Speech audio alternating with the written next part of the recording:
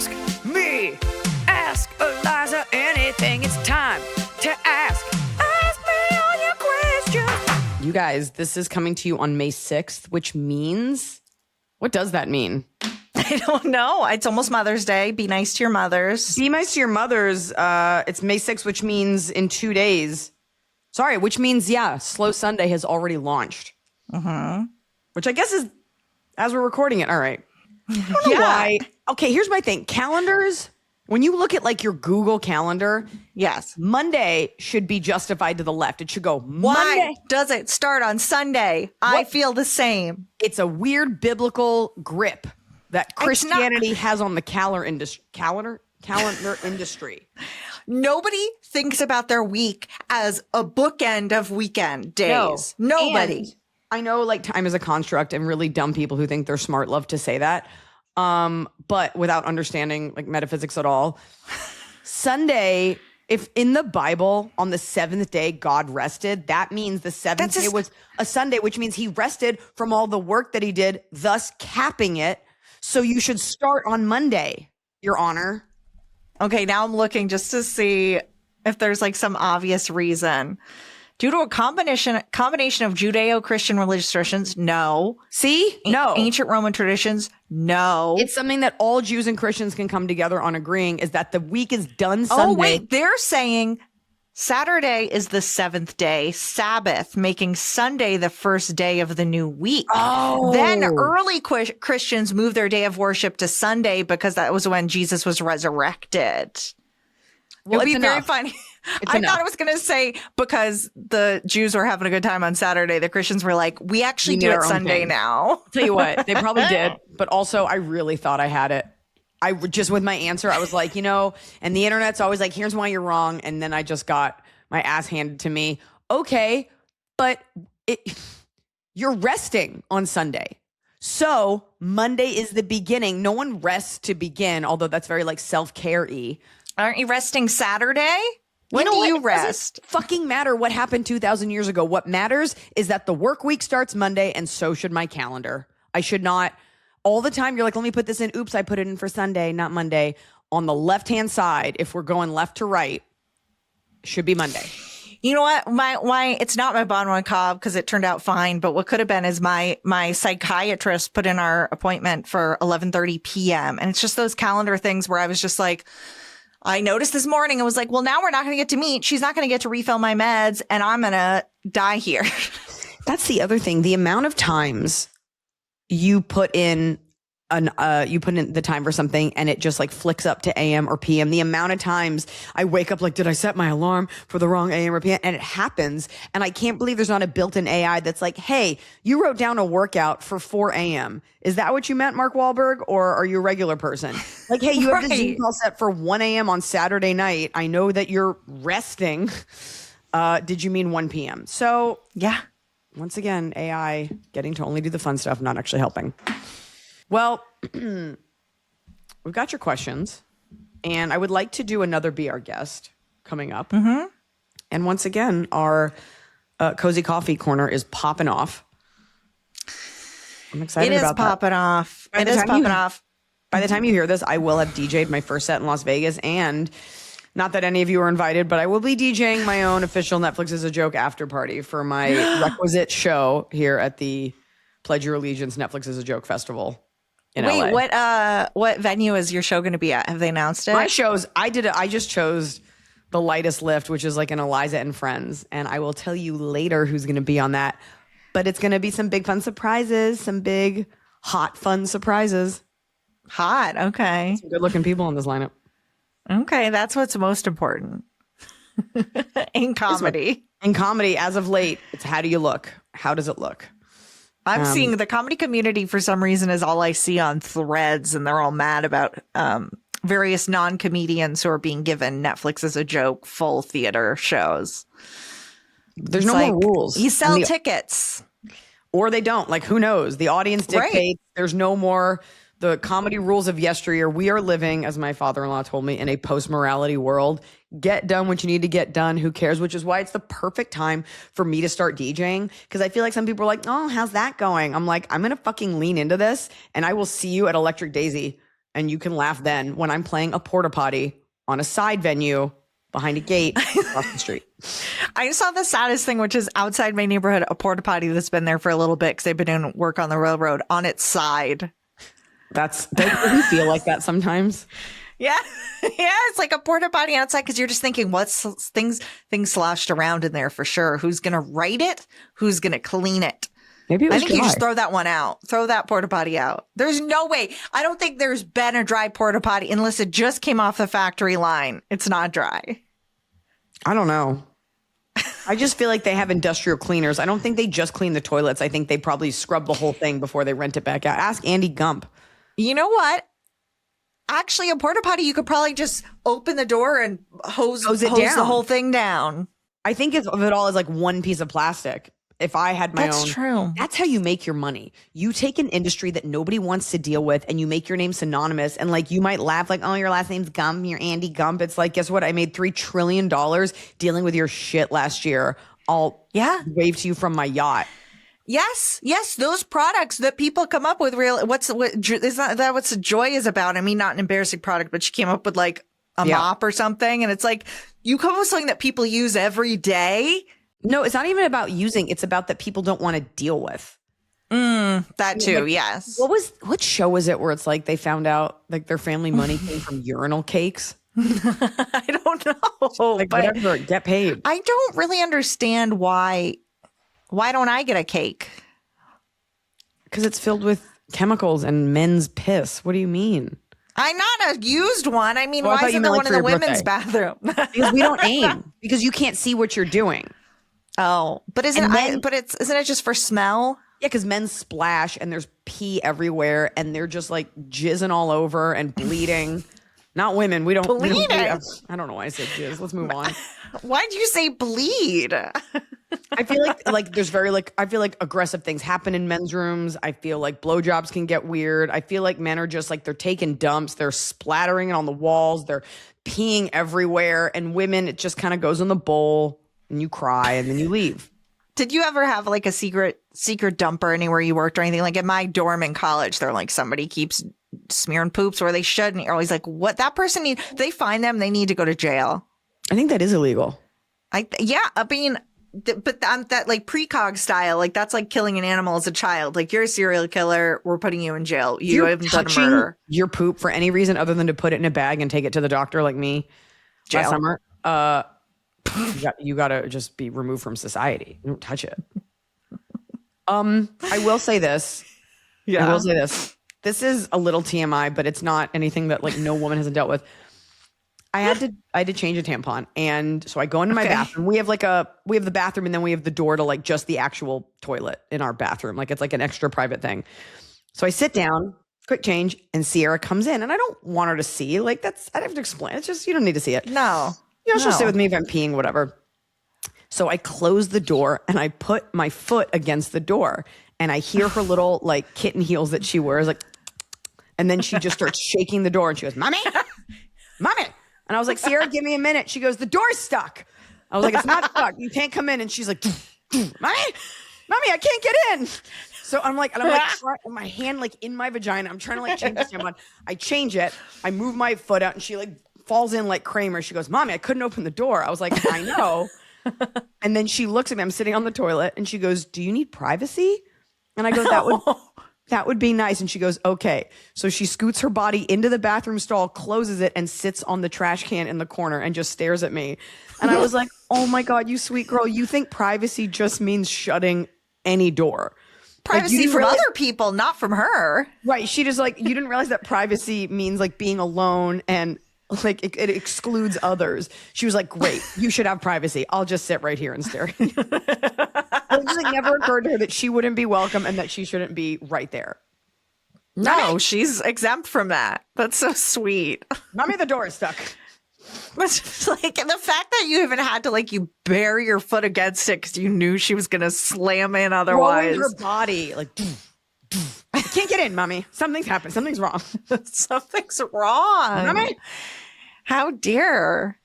And where's Tianfu while this is happening? Is she also in the bathroom? Barricade herself in the closet. I keep all my t-shirts because I wear I love t-shirts. I have all my black t-shirts, which I need to change this out on the bottom row, but because the dog sleeps under them, all of my black t-shirts just have a belt, like a lower third of white hair, and I have to wipe them all off using that Christmas present you gave me. Yeah. Because she loves to go in and curl up. She's all scrolled up. Late at night, I re-Googled for the 15th time this year Tibetan Spaniels. And once you understand your dog's breed, you have a little bit more patience for their behaviors. Like once I learned that like this type of dog was bred to alert people as to like incoming strangers, I'm like, okay, it's a bit much at 3 a.m. if you hear a bird, but you are doing your job. But I like that in terms of how you relate to your own dog. I never want to hear from it. Like my mom constantly is like, well, Spice is a terrier, so that's why. I'm like, Spice is 13 and insane. Like I don't. No. Yeah, okay, she's a terrier. I adore her, but I'm just like, we don't need to keep making excuses for her. She's a dog. I don't like that name. It's not a cute name. It's a weird. Well, she came. Her brother was named Pumpkin, so at least we didn't get Pumpkin. That's so dumb. You know they're going to be separated. It's like maybe that's the way they try to bully you into taking them both together. You're really going to take just Pumpkin and not Spice? You're not going to complete the meal? No. That's what you should do. You should sell dogs and be like, do you want to complete your happy meal with this dog beverage? With a Diet Coke. Wait, Eliza, what if we launch an adoption organization where it's like kittens or puppies, something small. Okay. But we put them in little boxes. You don't know what you're going to get. And there's one rare one that's a different color. Like it's like 6 like Labubus and stuff. What if you don't know what you're going to get? No, because then people would just return it. But what would the rare one be? Oh, I thought you meant rare, like it looks rare, like a hairless pink puppy. 100%. Like it looks different. Like there's like 5 little tuxedo kittens and 1 calico. No, you know what I mean? Rare, like rare meat. Like in my mind, it was a bunch of like labradoodles that would look like chicken nuggets, and then a rare, like skinless, like a hamster when they're born, how they're pink. Like it was in my mind, it was like what hairless cat. Let's move on. Everyone's gonna get rid of that one. No, it's the rare one. Do you and I live together in this scenario? No, this is our business. We go to every morning and we unlock it and we talk about our lives and we open up the shop and that's your sitcom. It's, you know what we are? We are the 2 girls from Fleabag before the one friend who had the guinea pigs dies. I was thinking Gilmore Girls and I'm Melissa McCarthy and I'm there like in the kitchen and you come by sometimes in really short shorts and are like, how's the business going? Okay, bye. I'm going to tell you something right now that's going to make your head explode. You've never seen. I've never seen Gilmore Girls. I mean, you know what? It was at a time. Fucking. Let's just go to the show. I think we talk too much. We probably do, but it's my favorite part for me. Let us know. Do you guys want less chit chat? I am famous for speaking, but hey, if you just want me to talk about, they're like, could you talk and not Emily? I put no. Don't leave that comment. Yeah. Okay, let's answer questions. I've been with my partner now for 6 years. We got engaged last year. He's a great guy. We have a similarly complex and deep perspective on life, being international people with multiple backgrounds and living in Italy together currently. He is 9 years older than me.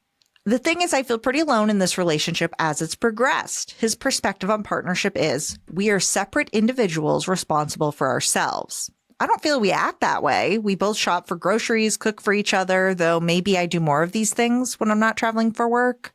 We're both very caring and affectionate. And if we end up having a baby or buying a house, we will both be responsible for these things. But when it comes to emotional things, he often makes me feel like, well, yeah. You don't know he often makes me feel like anything I'm going through, I should handle alone. Even when it involves him or something he said. I try to talk to him about it. He often says he doesn't understand or he doesn't like my tone. Even though I feel I know. What culture? I could take some guesses, but I don't want to. They're both foreign and in Italy. No. Okay, go on. Because I already have. I feel I'm very understanding and genuinely want to talk through things calmly, giving him the benefit of the doubt, but he tells me I should figure it out myself and brushes me off. It's like he's triggered by any conversation about any emotion or about the future and often says I'm wasting his time and that he could be doing other things. I am saving for the future, even though I don't earn a lot, and I know he's also saving, but he's only worked part-time since I've known him. At first, we were both in grad school, but now he says he wants to focus on his music. And that's his cool. job. Cool. Though he hasn't produced anything that could earn any money. I'm also not that focused on money or living a luxury lifestyle. I'm a bit of a hippie, but I want to buy my own land and build a house and have some security in that form. When I ask him concrete things about how he imagines the future, he absolutely balks. Talk to him about both of us transitioning to online jobs to facilitate a rural lifestyle. And he tells me to focus on myself and to do that if that's what I want to do and lay off him. That's also his response if I ask about savings. The thing is, I've been earning more than him for years now and have built a lot of different skills. I'm sure I would be able to transition into a new job easily, but his skills I'm less sure about. I also know he would be an incredible father. Why do you know that? This guy sounds awful, emotionally unavailable, financially irresponsible, skillless, and indifferent. He's expressed his desire for it. He's so loving and kind. He would be an incredible partner postpartum with everything except my hormonal fluctuations if they related to him at all. Are you hearing yourself? Ultimately, I just want to build a future with this man, but he seems unable to even envision his own future, let alone communicate one that includes me, so that leaves me feeling alone. He won't go to therapy, can't afford it, and is open about his distaste for it. The thing that keeps me with him is that we have the best sex of my life. There you go. And he's incredibly wise and smart. I've met a lot of people in this world, and he's one of the most intriguing, even after all this time. Now, okay, wait, let me finish. What advice do you have for me? I know if I stay with him, I would be the primary breadwinner, would be responsible for pushing all of our future forward. He would decide to go along with it or not. I would even be okay with it if it's a dynamic we could talk about and he would hear me out. But it's not. No. Do I sound like I'm overly emotional? Nope. First of all, it's very Italian that this guy is emotionally not there for you, yet very loving, and the sex is great. You have, as it is, first of all, you think he's deep because he's 9 years older than you. So he's lived more life than you. So you're like that young girl. I don't care. I mean, look, if he was like in his 60s and you were like 51, maybe that's different. But like you're looking up to him as if he has anything figured out. But what you just told me is this is just like a wandering pseudo artist who is emotionally unavailable, and all of the things that you are saying are positive about him are things that are yet to be proven. You don't know that he would be a good partner when you're like postpartum because he's not being a good partner now. And that's great that he's good at sex, and that's really cool in your 20s to have a relationship based on that, but you are trying to plan a future, and this man is screaming at you the type of man that he is. You are surviving off of droplets of water when what you need is a big ol' gulp. Okay. This guy is offering nothing other than the sex is good. And I'm sorry, it just will not last forever. Like it's just not. You also share nothing culturally. It doesn't sound like you are of the same background culturally. And so you're not coming from the same places. And if you are, everything else I said still stands. You guys have nothing in common other than you both find him attractive. Yeah. And you have planned for everything. You will not be okay being the breadwinner and he's emotionally not there for you. And that's great that he's sweet and loving as long as you're not talking about stupid things like your future and the way that you feel. That is not a partner who just tells you to deal with it. It'd be one thing if you were like emotional and exhausting and every once in a while he's like, look, you really got to figure this out. But the way you are writing this out, and again, I don't know you or this guy, but the way that you've written it out makes it sound like anything that you say that isn't easy for him, he tells you to go fuck yourself.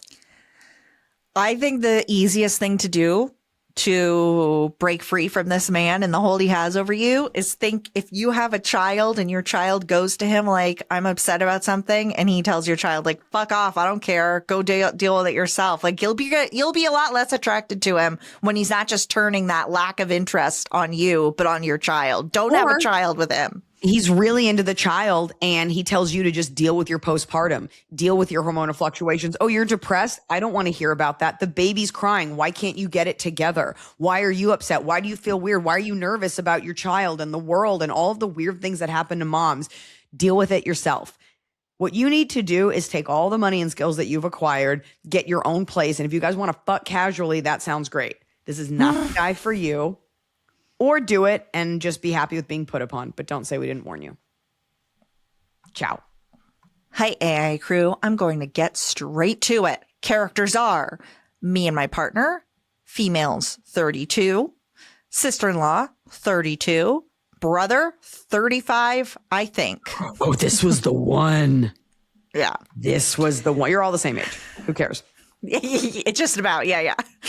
My sister-in-law has recently been diagnosed with cancer. The thing is, she hasn't told any immediate family. I found out through Facebook on a whim because I randomly logged in to search Marketplace.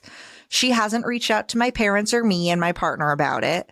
She made a Facebook post, and a friend who she has had a history of drama with created a GoFundMe to raise $2,800 for chemotherapy. The situation seems weird to my partner and I because we are actively involved with my sister-in-law and brother's kids. We regularly plan day trips and host sleepovers. The other thing that irks us is how a week after she posted her diagnosis and GoFundMe, which she shares several times a day, she's bad at marketing, she made a post about how no one cares about what she is going through. How was any family supposed to care if we don't know? As a caveat, both my sister-in-law and brother know I am not active on Facebook. My last post was 2017, and my partner is not friends with either of them online. She would know that the likelihood of us seeing her posts is next to none. Here's a little background on my sister-in-law. She is someone who likes to play the victim at every turn and will do anything for attention. If you disagree with her or go against her in any way, you immediately become her enemy. She's the most dramatic person I've ever come across. That I get. You too. I'm aligned. She is the most dramatic person I've ever come across, and I only put up with her for the sake of keeping a relationship with my nieces and nephew. How the hell would you guys approach this situation? I have talked with my parents and know for a fact they have not been informed. I feel like I should say something, but I don't know what and I don't know how. Do I confront my sister-in-law? Do I say something to my brother? Please help. My partner and I are huge fans of Lies in the Pod. We look forward to any advice you guys come up with. Ready? You ready for this? Yeah. He doesn't have cancer. That's my red hot take. I know that sounds awful. And you know what? It's not like you're taking legal advice from me. Like I can say it. Hopefully not hopefully she has it, but that'd be great if she didn't lie about it. Yeah. Here's what I think. Because I thought it. And then you were like, she's overly dramatic. She likes everything to be about her. These are all the micro machinations of someone who would lie about something like this. And it is not just because I lived through it with the guy that I dated that lied about his mom having cancer. It was only once I went through it that I learned how common it is for people to lie about it because nobody questions that. And she had a friend make it. It's interesting that you had the friend make it, but you're sharing. I will say, okay, that's almost always how it is whenever I see GoFundMes. I think people think it looks better to have like a friend set it up. It's always like on behalf of this family, on behalf of this person, because I think people always think it looks a little grubby. Yeah, but you're sharing it multiple times a day, whatever. Totally. And you can't prove that she doesn't have cancer. What are you going to say? Like, show me your blood work? It's also for the chemotherapies, which means like it could go away. Like I did it quietly. No, my hair didn't fall out. Look, thank God I don't have cancer. None of my family does. That's my hot take. You tune into this podcast for red hot takes. But okay. How does she approach? You call her and you're like, hey, I saw this. Do you want to let us know what's going on? I don't know why you wouldn't just call and be like, oh my God, are you okay? I think she's not telling her immediate family. I think she's hoping that if she does have cancer, that you'll be like, oh my God, how are you? So give that to her. Let's say she does have cancer and she doesn't want to talk about it and it's easier to ask strangers. Great. Why wouldn't you just call her and be like, how are you? And then see if she's weird about it. She also putting a pin in my theory, all things can be true. She can be dramatic and annoying and make things about her and also have something awful. Mm-hmm. And you already help out and stuff, but I just think the deliciousness of being like overtly kind to her and then like it goes into remission or she never talks about it again. And then you get to snack on the fact that she had secret fake cancer. My first thought was, which is, speaks to our system. I was like, God, $2,800 is so low for, you know what I mean? I was like, oh, that's all she needs for her cancer treatment. Which does make me think a little bit it's fake, like with an amount she can get away with. I also think if you knew for sure it was fake, the most delicious thing you could do would be, you donate to a GoFundMe, it puts your name on there. You donate $1 and go, I know you're lying, bitch, is your name. But obviously don't do that. That's insane. Never do that. Call her. But I don't see what the call big her deal and is. say, Call her and be like, hey, I don't accuse her. Be like, you didn't tell me. I'd be like, I saw your post. Are you okay? What's going on? Can we do anything? Also, can we start a meal train? You love meal trains. Can we run a train on you? And I'm sorry, but like for your cancer. I had cancer and I had children. I would not be sitting there like, no one cares what I'm going. I'd be so focused on getting better, the future. Like that's such a weird, nobody cares, but you didn't tell anyone. But that's also, she gets to say nobody cares. It's a fly. Pause everything. I'm sorry. I've been trying to get this fly since yesterday. You looked like you were going to try to eat it. Where'd it go? Oh, you lost it. He flew away, as they do. It's a big one. Like he flew through earlier, like a low-flying aircraft, and I think it like disrupted our audio signal. Okay, that's it. Move on. I think though that there is something I take, not pleasure, but reading the stories of people who've like faked these things. And the lengths they'll go to and the messages they'll write and what they'll do to fake something, whether it's an illness or a pregnancy or what. I'm just like, can you keep us updated, please? And can you send us the GoFundMe just so we can look? Because we have like no social life. So if you could just send it so we can do some investigatory work, and maybe we could look at her Facebook page. Let us stalk her. Yeah, give us that info. We'll see if she has cancer. I'll start calling doctors in her area. I'll let you know. And I don't want to hear it was like skin cancer on my arm. That doesn't count. But wear sunscreen. All right. Dear Iliza, Baby Arm, Hot Scotty, Richard Bashir, Glenn Millie, and the rest of the crew. I've been listening to your podcast since 2019. This is my first question. I do not believe you have heard it before. Richard Bashir. I am female, 28, accountant. Okay, I'm going to write down. I just got off of tax season. The receptionist just had her first tax season with us, and as office worker day is approaching, I want to get her a nice gift to say thank you for being the barrier to so much human contact for me and the rest of the office. Well, as an accountant, you don't sign up for that. So that was her job to run interference. She worked major overtime these past few months. She's in her 40s, divorced with a teenage son. I picked up a gift card at Massage Luxe, and I was planning to give it to her as a thank you for helping us through this stressful time. Here's something to help you feel better now that it's over. Is that a weird gift to give? Is that a weird gift to give another coworker? Thank you for your show. Love listening. I have tickets to see you in St. Charles, Missouri. I was actually happy to see the date change to a Friday night instead of the night before I drive to Wisconsin early the next day for my cousin's wedding reception. So we did that for you, listener. That was for you. I knew you had a really boring drive ahead of you. It's not weird because you're a woman and women can give intimate things to women, like my housekeeper who gave me underwear. What kind? Like all kinds, like with the tags on, but like very lacy Victoria's Lacy. Maybe because she like washes my sad thong. She was like, this poor woman like has like giant thongs. Wait, but like Iliza, I didn't know that she washes your clothes and she brought you new ones. It's just like, ugh. Like that's so like. I mean, maybe, or she just thought I'd like it, but it like ranges from like a lacy number to like a sporty thong. Like there's like 5 different kinds, but regardless, everyone's weirded out. I'm like, it is weird to give me a gift at all as your employer, given that you are my housekeeper, and that feels like it wasn't a gift. It was a suggestion. Oh my God, that's so funny. I still haven't worn it because I'm just like, I don't know how to feel about this, but I think giving her a massage with the like note of like, it's time to relax, not like think of me when you're getting rubbed down. I think it's okay. Since it's not a guy giving it to a girl, which is also kind of okay. I think in this instance, when it was such a stressful thing, it's not just like she just got off or it's a regular week at the cubicle farm and you're like, why don't you relax? It's like, hey, we just had our hardest time of year. I think it's fine. Don't get her underwear. Maybe for the Patreon, I'll show you the underwear. Oh my God, please. That's what we'll do. Okay, thank you. This show continues to just be what I want. I'll show you. Okay. Send it to you. Okay. Okay. From the Patreon, do I tell people about my dream?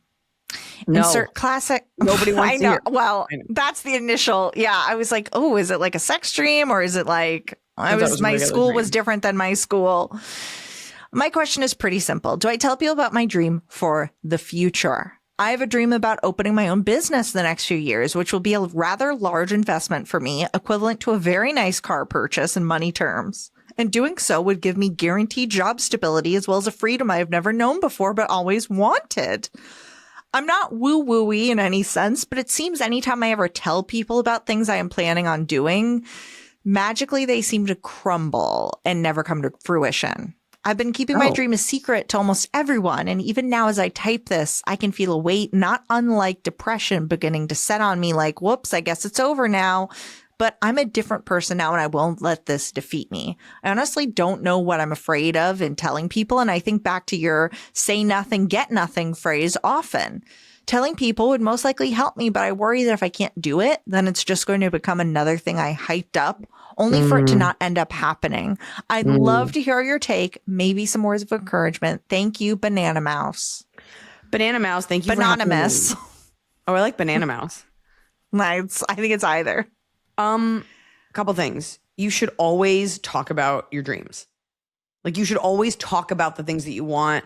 And if you were a metaphysical, spiritual person, you would be like, you speak them into existence, you manifest them. There's that whole camp. But I do think saying it, visualizing it, envisioning it, talking about it more, getting feedback, getting ideas. And also, if it's something you're really committed to, it kind of socially holds you accountable because you don't want to lie in front of all these people. I do wonder if your past things that you were doing, if those were goals that had variables that were a little less in your control. Like, I'm going to be an actor. It's like, you can, but you need so many people to say yes. So it might not be for lack of trying. It's contingent upon other people agreeing to allow you to act. But you're starting your own business, which means it's your money. I think you'll see, it's not that it's easy to start a business. I don't know why I think it's a restaurant. And it is hard to be an entrepreneur. But if it's your money, you are in charge of so much more of it. And so I would just push out of your mind when you were younger and you said you were going to be a juggler in the park or take up calligraphy or whatever else. This is different. And if you're really determined and you have a plan, learn from the past. What mistakes did I make? Am I actually passionate? Do I see myself doing this in 5 years? And talk about it with everyone. And if you fail, you fail. But who says that it's wrong to fail? It would be a bummer, but nobody's going to think less of you for going after your dream. Many people don't go after their dreams ever, and they just stay as dreams. Especially because you're not saying, oh, I'm worried about the business failing. I'm worried about this. You're just worried about start. It sounds like you're like, it's this amount of money. Then I'll be my own boss. Nowhere are you like, oh, if I don't do this in the first 3 months, it sounds like your business plan is rock solid and you're just scared to start it or to just do. Don't worry, do it. You have the money. Or it's not. What is it? Have you gone on Shark Tank? The cupcake. Let us help you. Cupcake store. My dream. That was every millennial's dream at one point, was to open. Remember that was Kristen Wiig's job in Bridesmaids. Very millennial. Cupcake store closed. Exactly. Because no one really needs a bake shop, but it is a nice thing to have. Right. Yeah. That's your disposable income is not going there. Yeah. What are you doing? What's the business? And it's not guaranteed, by the way. No, it's not. So that makes me worried. What are you doing? Banana Mouse. But also we support you. We support you. Hello, Iliza and Emily. My alias can be Heather, and I'm from Maine. I come to your shows every time you come all the way up here, Iliza. The first time you're up here, you put on your Insta story something about the seagulls being a lot. And now I notice them more. You're right. They are a lot. They're aggressive. I am a 30-year-old female who just got married to my husband, 32-year-old male, in April. I'm now pregnant with my first child, and I'm 6 weeks along. We decided to tell parents, and my mother-in-law has zero chill about it. She's already told her sister, which I'm not too upset about. Mother-in-law is divorced and single, so telling one trusted person is understandable. She really wants us to announce it at the post-wedding barbecue she is throwing us, where I will be only 7 weeks. Side note, we had a very small wedding at City Hall, just immediate family and a couple close friends. Okay. Mother-in-law was not pleased at first because she wanted her family and friends there, but was fine with it in the end. Hence why she feels the need to throw us this barbecue with her side of the family. My husband has told her no to announcing the barbecue and that it's too soon. She was disappointed, but took it okay. She has now downloaded a pregnancy app and is telling me every week how big the baby is and what's happening, even though I have my own pregnancy app. Now she's texting. I'd like to think they have the same information. That'd be weird if one's like, it's a watermelon, you're like, it's a peach. But maybe it's the same size, but it's like one's like it's a bobblehead, the other's like it's a banana. Right. It's a cantaloupe. No, it's a honeydew. You're like, right. Okay. All right.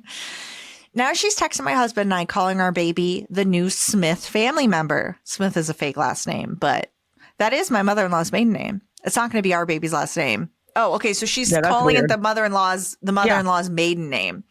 It's not going to be our baby's last name, and it's not my former last name, so it's not going to be a Smith. I understand she's excited, but this is still so early, and I'm in a very cautious and sensitive state right now. This is all just rubbing me the wrong way. Maybe it's the pregnancy hormones, but I'm really pissed about it on top of everything else. I just want to scream, it's my baby, not anyone else's. Yeah. If you have any advice on how to deal with her in a loving way, I would appreciate it. Is there some sort of job I can assign her? Should I have my husband talk with her again and tell her to chill?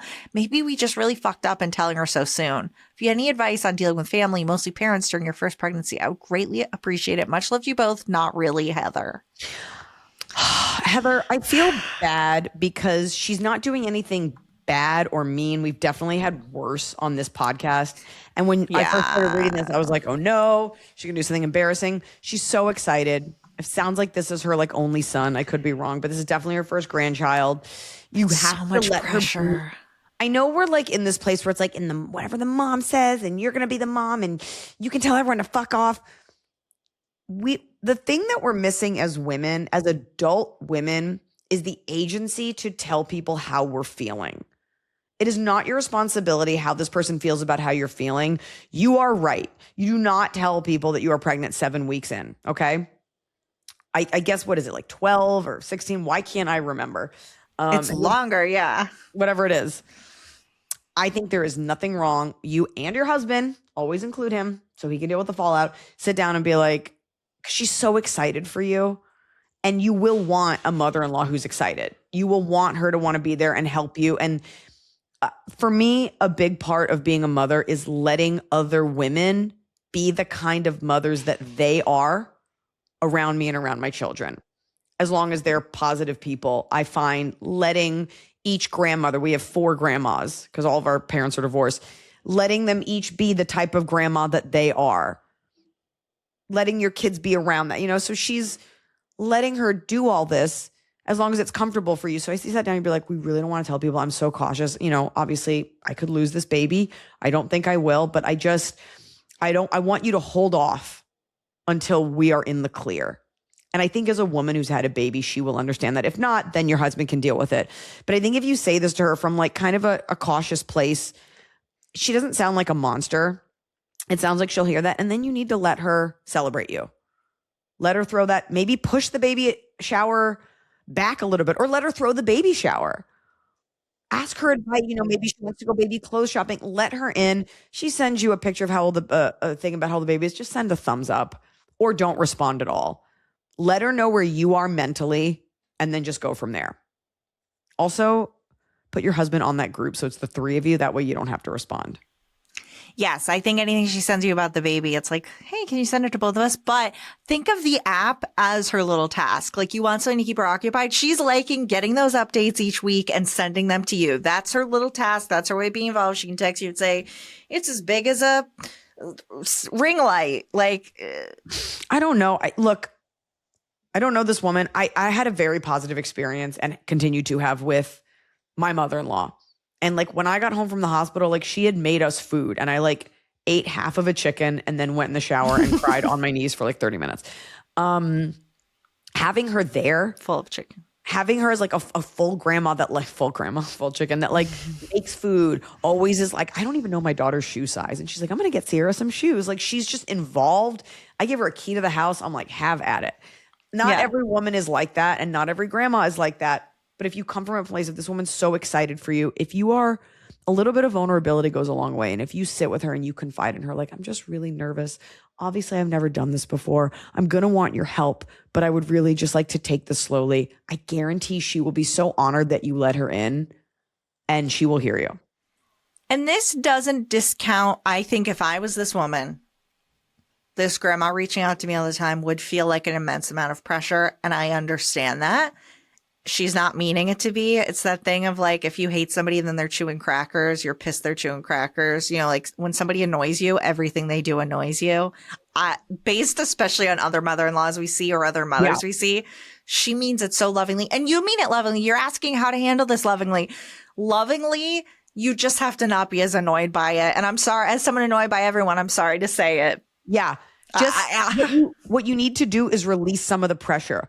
You need to let her know emotionally where you're standing because you're scared. And that's why you're like, please don't send me all this, because you don't know about your baby yet. And in 6 months, you might be a little bit better. And then you don't want to get excited because you're afraid you might lose it. And you don't want to have gotten excited. I'm here to tell you, go ahead and get excited because it's going to be okay. And there's a child trying to break into my office. You got to put a foot on the door. Let her know. It was the dog. Oh. He just walked right in. Anyway, that's just from a loving place. And it's rare that Emily and I agree on this kind of stuff. But yeah. I know. That's it. Okay. So you posted in Patreon the other day, Iliza, some like decrepit carrots. So I think this question comes at a good time from the Patreon. Someone said, hi, OG listener. You don't need to use my name or anything. Just enjoy some of your stories. So very anonymous. Tell us your worst artist relation story, unfulfilled writer, crazy person, bait and switch venue, etc. Also, what venue is on your bucket list, if any, like MSG, The Sphere, Red Rocks? Now, Iliza, I'm very interested in a writer. I think it's very fascinating. Sometimes they'll put out articles that are like, here's what this person asks for. Here's what that person asks for. Yours has evolved. I have something to say about writers, but you asked me, I thought about this, like a nightmare celeb story. Yeah. I know good PR, and I'm not about to sit here and tell you people that I know are unhinged, people that have like, I'm not going to do any of that, but I will save it for the Patreon. I am ready to share the story about my horrible experience on The View. Oh my God. Okay. So The View and underwear. This is the best episode of Patreon. It's going to be extra juicy. So we're going to save that for Patreon. Okay. We can talk about writers. I side with the artist on the writer. Now we all know the reason writers are complicated is to make sure that if you have like a tech heavy show that people are reading it. And I am also here to tell you that as the artist that a lot of times they don't. So I don't blame, Motley Crue for wanting green M&Ms or whoever it was. Yes. I have 2, maybe 3 music cues in my show. It's when Hunter goes on, when he goes off, when I go on, actually when he and then when I come off. Almost impossible to nail all 4. Mm-hmm. Because people don't do their jobs. And the amount of shows where I'm like, where was the music? Like there was a tech check. I hired a tour manager and it's always some guy. I always side with the artist. I also side with the artist. This is a spiritual thing. It is a physically taxing thing that you're doing. I know people think celebrities are like divas who just make billions of dollars, whatever. Sometimes you need to get into a headspace. So if you are a singer and what gets you in that space is lit candles and certain comforts, and you need that to prepare, then that's what you should have because that's what people are paying for. I am a rat and have performed in enough rooms and types of venues that I can pretty much wake up from a flu and walk on stage, and I've done it a billion times. I also don't enjoy forcing people to get a bunch of bullshit for me that I don't need. Like some comics are like, I need a brand new pair of sneakers. I need 15 of this, whatever this. I need to have a certain type of meat, a certain thing. And then a lot of times it goes untouched. I don't like waste. No. I don't like eating garbage. For a while, I had a blender on there because I was like making my own smoothies. I was trying to do whatever. My writer is, I think there's a Red Bull on there, but I don't even drink it anymore. I think it's like carrots. And this is so sad, but about 2 years ago, I had someone open for me. And this opener had a writer. And I remember thinking, like, where do you get off having a writer? You're the opener. But on her writer, and she was lovely, was a charcuterie board. And it took me, I've been doing comedy for 18 years, and it took this random girl who opened for me at a random casino for me to be like, I guess I could treat myself. So now I have it on the writer, and you would be shaken how often it is absolutely horrible. Like, I don't want, I'm not surprised at all. I guess in my mind, like, there'll be a girl in charge and she'll go to like in the writer thing, it has to be from a nice place. Like, do not go and get me a deli platter from Ralph's. I was in Vegas the other night and it was just a platter of ham and sliced turkey. I was like, am I a house cat? Like, why would I enjoy, am I making a sandwich? Like, am I a part of like a mafia crew and it's a game night? Like, why am I making a sandwich? So you it's used to have a vegetable tray on your rider, but I feel like those would always be just like the grocery store, like kind of old one with the ranch. The ranch and like it was just broccoli. like, so yeah, it'll usually be like fun local snacks, but like sometimes if you're in like Nebraska, that's going to be a rough hang. So my tour manager kind of like intervenes. It's just having like little crackers, snacks, little sniggity snacks. That's all that's there. Hand sanitizer, because I meet people, and gum, because I like to chew gum when I think. yeah. That's really it. But I am a stickler for those like 4 things. And glass bottles of water. Glass bottles of water. So I wanted to remind you that I think that's when we first fell in love with Scott, Audio Scott, Hot Scotty, is that when we used to record at the first place this podcast happened, he would go out of his way to make sure you had glass water bottles because they didn't have them. And what did he find? He found for your dad once. Not only did he bring you glass water bottles, but Fred came in Fresca. Scott's the and best. I think it was so nice. We really don't, Scott. You're the best. But those glass water bottles, you know, that's something that you're cognizant of. Somewhere between this is like a fun little treat and practicality. Like, I don't want a bunch of stuff. I don't like wasting it. If it's too big of a fruit platter, I always like, or charcuterie board, I try to give it to people. If there's snacks I don't eat, I give them to people. I've been backstage with you for shows where I think it's also like, maybe it's not the exact thing, but it's like, if they're respectful and they're getting you something, like you're never flipping out. Also, like I did say, we need to like spiritually like get in whatever. You're there for an hour. Eat before or go eat after. Like, it is not essential. If you have 2 shows, it's different. You have to bring in dinner. But like, let's not act like we're running a marathon. Like, I remember hearing, I forget who, but there was like alcohol on my rider because I don't fucking need it. You don't drink before a show. No, or after. No. Like, or you can go get alcohol somewhere else. You're gonna hang out at the green room. I mean, there was although, you know what, you very nicely had a closed bottle of wine you cracked for my mom when you came to the Fox. You knew that was? Because I think they gave it to you. It's Hunter's because he has it on his rider. Classy, man. Well, then Hunter very nicely cracked a bottle. My mom was so in love with Hunter. He should have shared it. He should not be drinking a bottle of red wine by himself. Okay. Okay. But I will say, I did see on there, you asked for like the celeb story. Because it's a tough thing. I don't believe in talking shit about other famous people just to like hope to get clicks. I don't think people realize that fame doesn't work this way. Like, you don't tear someone down and then you absorb their fame. But I think this is low stakes enough because I don't think these people are on the show anymore. And it genuinely, like, they were genuinely really horrible. And I'm telling it years later, not in the middle of like a controversy. Like, there's no reason to tell it now other than like, why shouldn't I be able to express this? So go to our Patreon to hear about one of my worst experiences in television. Hi, Iliza, Emily, L, the little ones, and Hot Scotty. Can we hear it? Hot Scotty #1. Oh, okay. I thought you wanted it live. All right. I was leaving space for Scott, but you go nuts.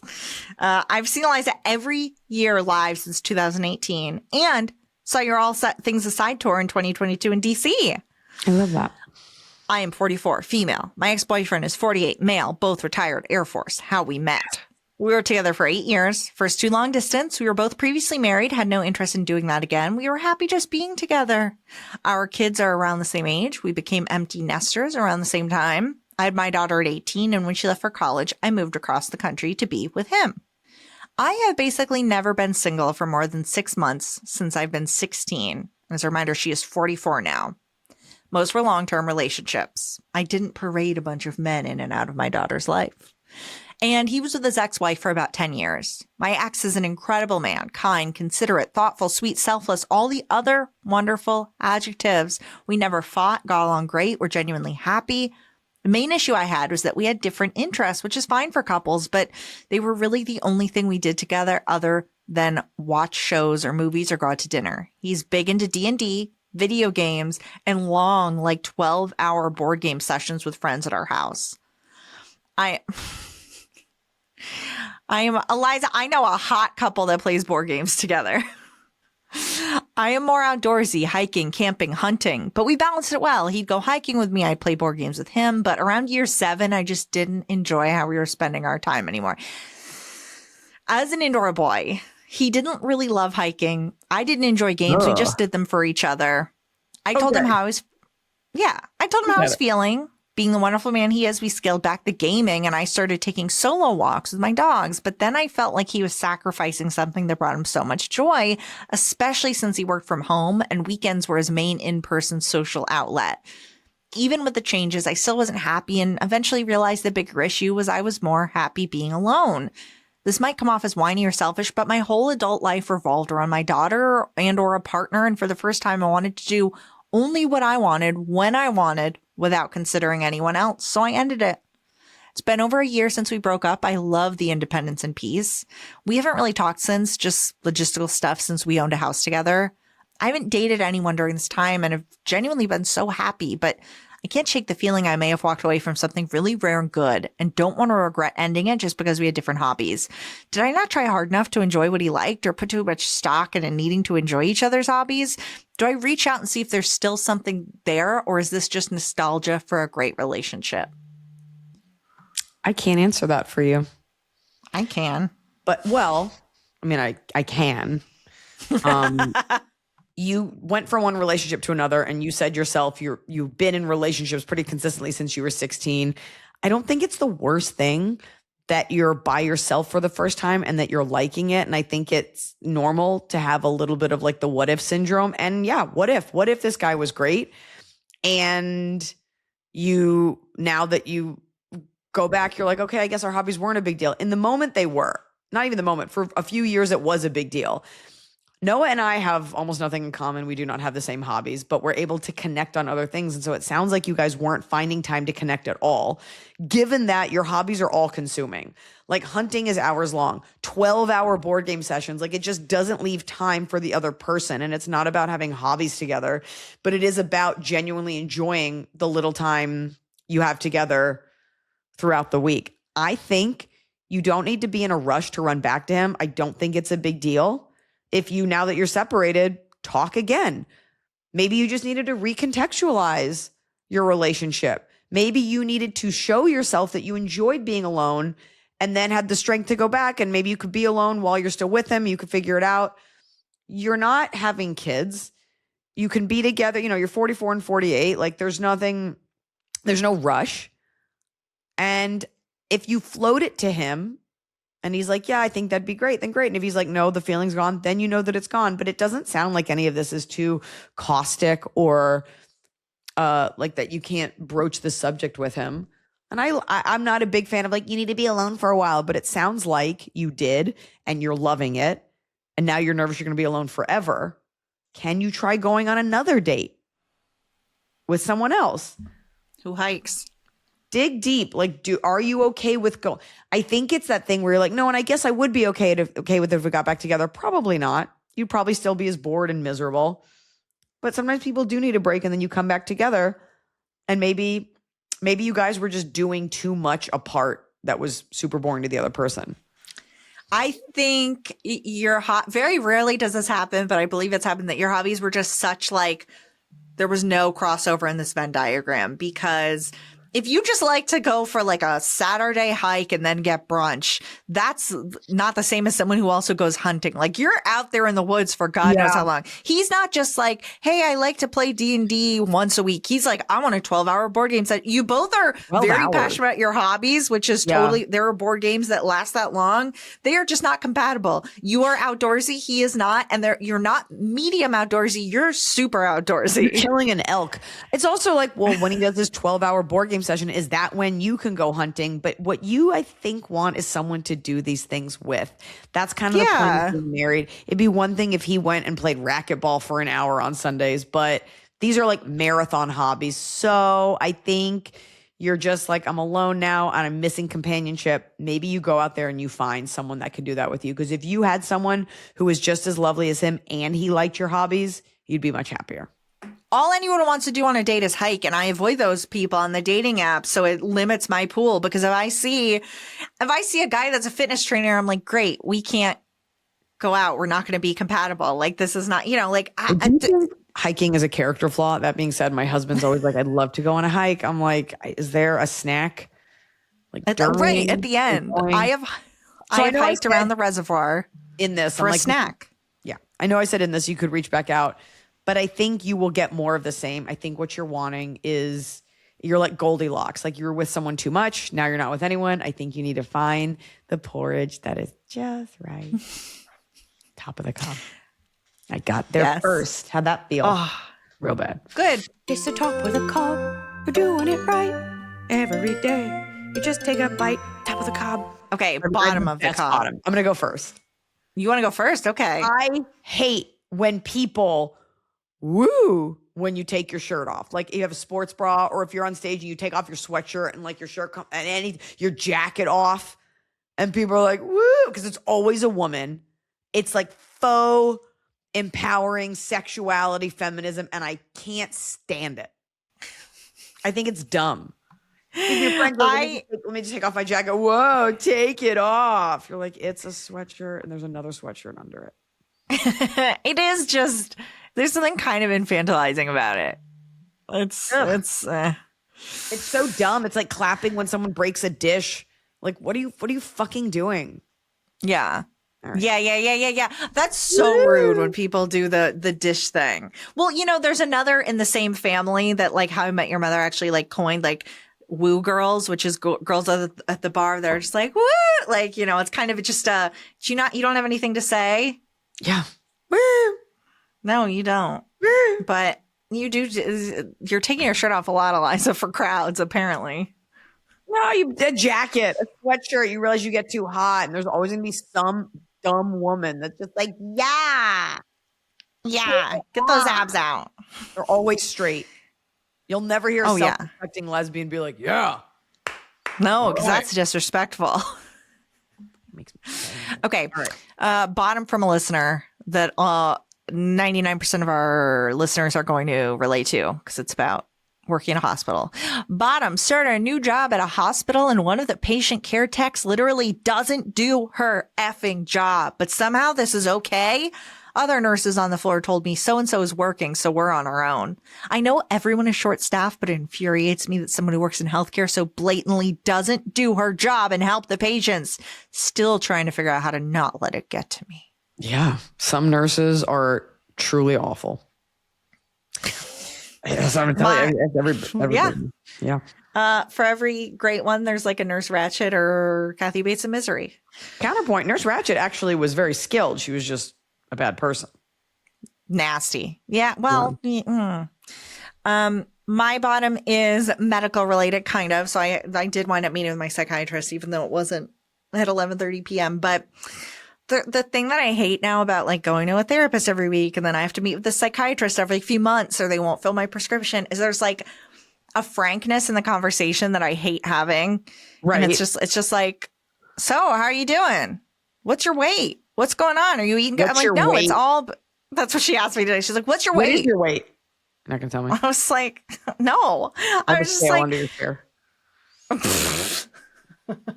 That's how I get paid. Depends on the weight. By the pound.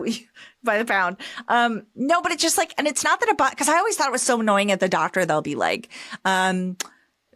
you don't have to look at your weight. We're just going to write it down. I'm like, no, I want to know, like I'm working, but the psychiatrist is basically making sure, hey, I don't want to just medicate you. I want to make sure, are you eating better? Are you doing things? Are you meditating? Are you doing things to cause less stress? She's totally right. But having to check in with her and then the therapist every week, are you going out and trying to talk to people? Are you being are you being a basic human? It's just like, I hate having this conversation, even though I know it's good for me. I would feel that you would love reporting like, yeah, I went to a thing and I did, like, I feel like you would love. I love having the floor. Yeah. Right. But you can't have it both ways, Emily. You got to share. I mean, yeah, I can tell. I'll like tell a funny story and then she's like, okay, but and I'm like, all right, now I guess we have to talk about it. A little razzle dazzle. Are you, because you're like, I'm having to justify that like I'm a human deserving medication. Like you're having to like sing for your supper. Yeah, I like the therapist more. The psychiatrist, it bothers me because it really is just What do you weigh? Are you meditating? Are you sleeping? What's going on? Did you take all your pills? Can I prescribe more? A first date? She does not think I'm funny at all. My therapist does. My psychiatrist doesn't. And I'm just like, my therapist thinks I'm so funny. It's so good. It's so good when a therapist laughs. I'm like, this might sound unprofessional, but I gave my therapist tickets to my show. Good. And she came. She like brought a date. I was like, I'm fine with it. I'm not like losing my mind. Yeah, whatever. Didn't give me a discount, but she came. No. All right. Since you're feeling so sad, do you do your top first? My top is I got boiled peanuts yesterday. Ooh. In that I went over to my parents' house for dinner because they usually make me one meal a week that has like a vegetable. We had like chickpea salad. And my dad goes, I got something today for you, kiddo. And I was like, what? And he pulls out a hot bowl of boiled peanuts. And I was like, where? For me? From where? Behind his back? He walks the dog to a farmer's market every Sunday. Aww. And I guess there's a stand that sells them. So he got them. And then I said, hey, I'm headed over. So he microwaved them so they were ready when I got there. He didn't boil them? They were already boiled. He'd bought them that morning. So they were like wet and cold. Parboiled, I was like, ooh, a little eat. treat. That is a little treat for me. Top of the cob from a listener is started a new kids story time at a local DIY craft studio. I made a 5x5 backdrop that the kids can interact with. Barn doors open, reveal barnyard friends, etc. She put this in the Share Your Cob thread on Patreon. It's super cute. It's like this full interactive, like 5x5 feet. That is big. Like that's so cool. And the kids can open it and mess with it. Like what an accomplishment, and to see kids using it. So that's a great top of the cob. We love a interactive moment. My top of the cob was going to be performatively reading in front of my children so they could see that like I wasn't on my phone, I was reading. And they like didn't care, but the point is they saw it. But I think I'll make my top of the cob. I have been doing this raw material show where I get to work out new material and getting a lot of really fun comics on it. And we've been doing it at Hotel Cafe, but they're moving. So we are moving our show. The last one will be at Hotel Cafe May 11th, but then our new home is going to be at this really cool coffee shop called Reunion & Co. in Los Feliz, and they sell wine. Coffee. And it's a beautiful coffee shop. So starting May 18th, the show is also it's still at 7 p.m. at Reunion & Co. So come on down and maybe make some friends. And my other top of the cob is Slow Sunday has launched, so please sign up for it. It's a little newsletter from me about how you can have a great Sunday because I'm very protective of those things. And I had the best slow Sunday yesterday. Noah was out of town and I like found some book in my house and I was like, I'm going to read this. And I got so into it and I read all day and I told my kids to just figure it out. And they did. And like everyone just kind of did their own thing. And I was like, this is so peaceful. Oh, that's nice. Until it wasn't. Yeah. Wow. And I'll see you over on the Patreon with my underwear.